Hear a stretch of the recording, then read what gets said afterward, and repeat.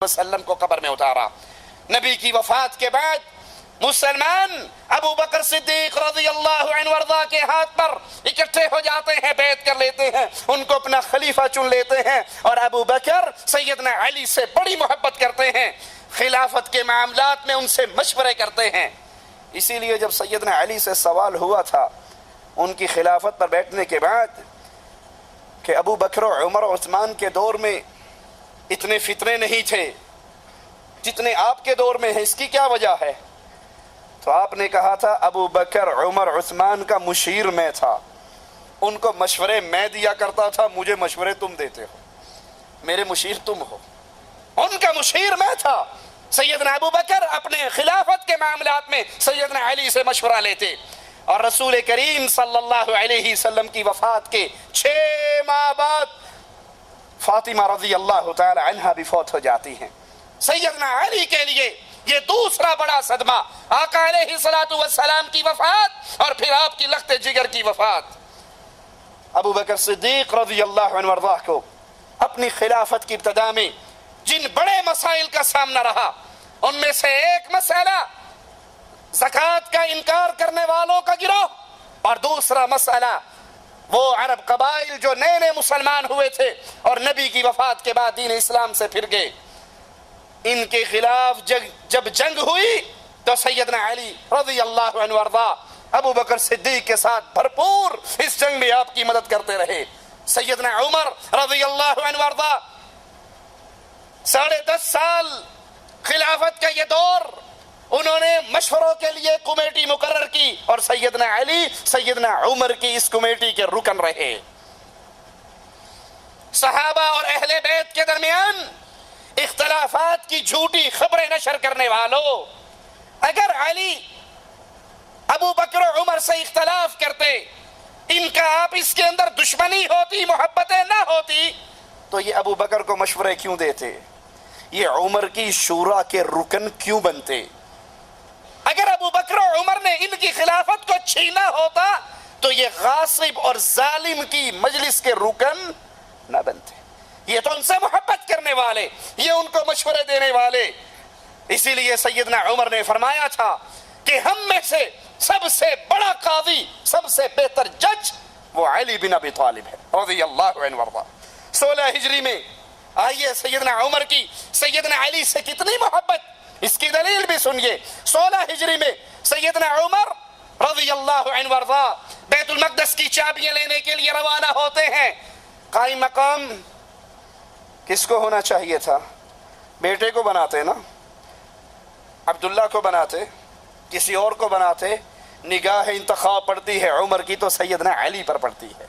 सैयदना अली को कायम मकाम खलीफा बना करके अपने पीछे मुसलमानों का जिम्मेदार करार दे करके। और याद कर लीजिए यहाँ इस असूल को भी सहाबा और अहले बैत के दरमियान दुश्मनी की झूठी बातें करने वालों, अगर उमर शहीद हो जाते या तबई मौत मर जाते तो मुसलमानों का खलीफा कौन बनता?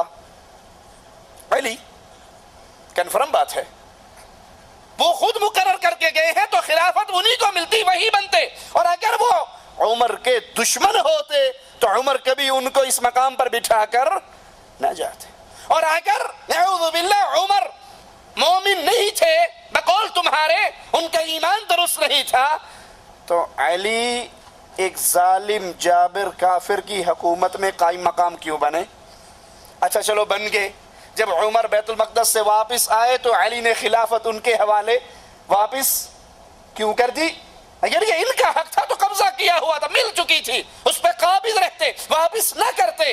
वापस कर देना दलील है कि अली जानते थे कि ये खलीफा बरहक है, उनकी इनसे कोई दुश्मनी, लड़ाई और जंग नहीं थी। सैयदना उमर के दौर में जब ईरानियों से मुकाबला हुआ, उनका लश्कर मुसलमानों की तरफ बढ़ा, मुसलमान लश्कर कुफार की तरफ बढ़ा, तो सैयदना उमर रज़ियल्लाहु अन्हु वर्दा ने खुद इस लश्कर की कमान संभाल कर मुकाबले के लिए जाना चाहा। तो सबसे पहले एतराज सैयदना अली ने किया रज़ियल्लाहु अन्हु वर्दा, और उन्हें मना किया कि आप ना चाहिए, अपनी जगह पर किसी और को भेजिए। और उमर अली का मशवरा मानकर اس لشکر کی سالاری کو لے کر نہیں نکلے بلکہ کسی اور کو مقرر کر کے بھیجا۔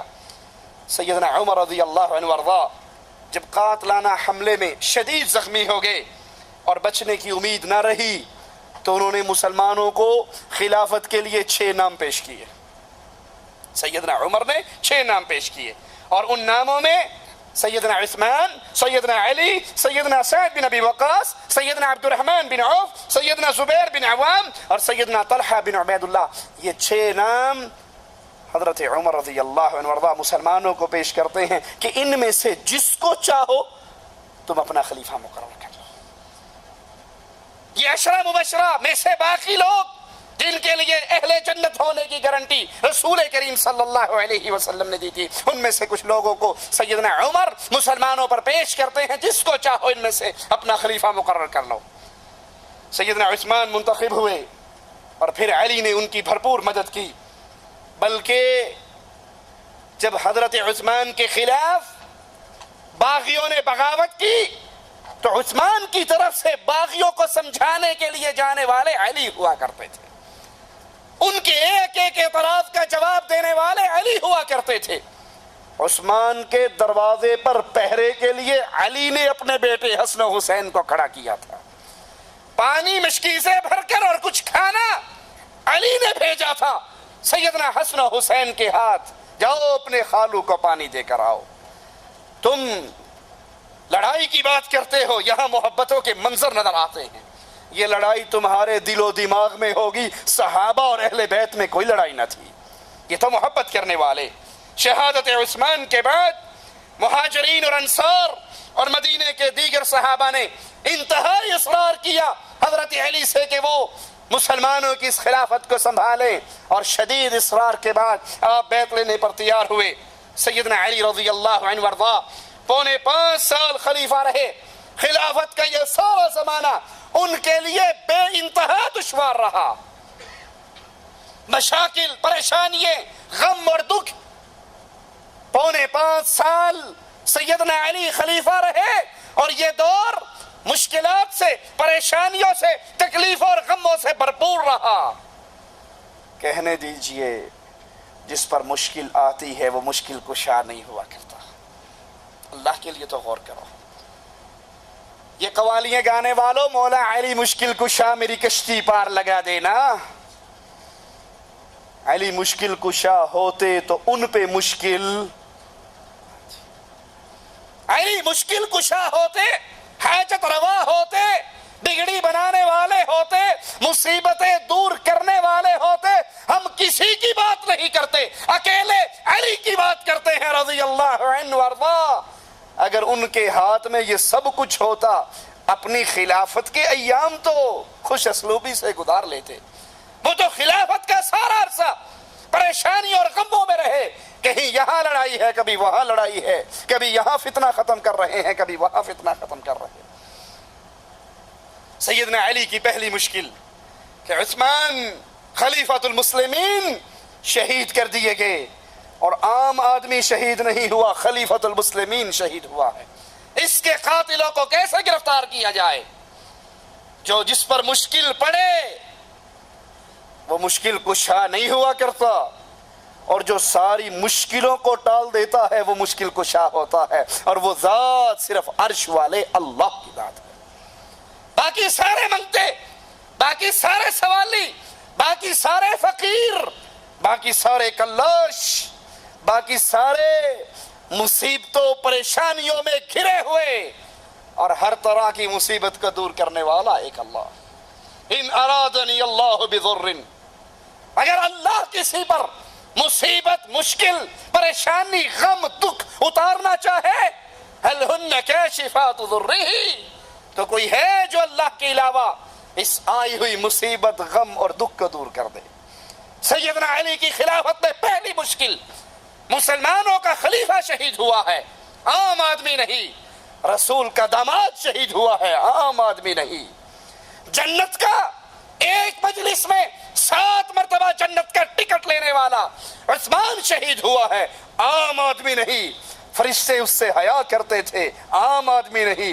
اس کے قاتلوں کو کیسے پکڑے؟ اور مشکل کیا تھی؟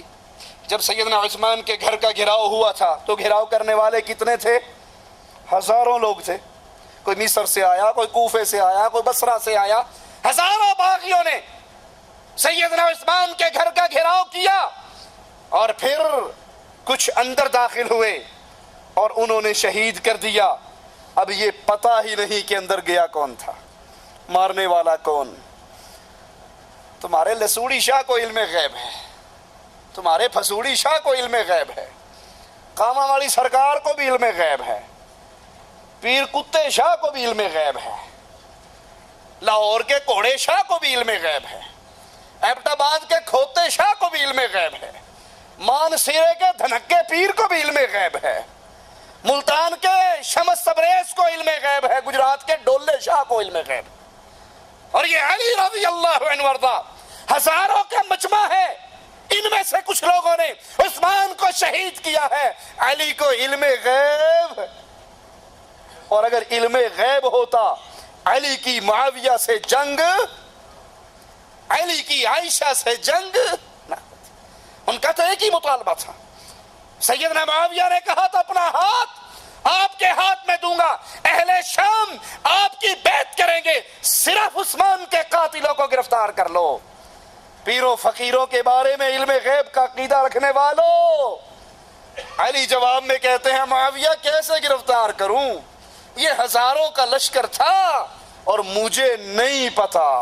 مجھے کہتے اتوں کہندے سانو نہیں پتا, وچوں سارا ہی پتا ہوتا ہے.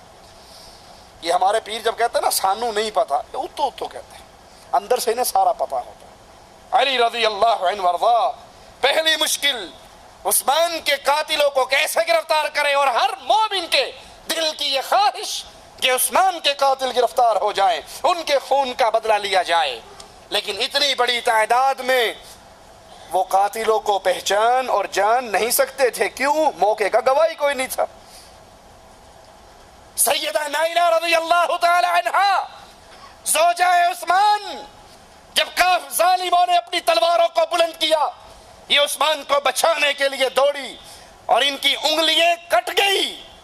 اور باغی یا کوفے سے آئے تھے یا مصر سے آئے تھے یا بصرے سے آئے تھے, نائلہ ان کو پہچانتی نہیں تھی. نہ نائلہ کو علم غیب, نہ مولا علی کو علم غیب.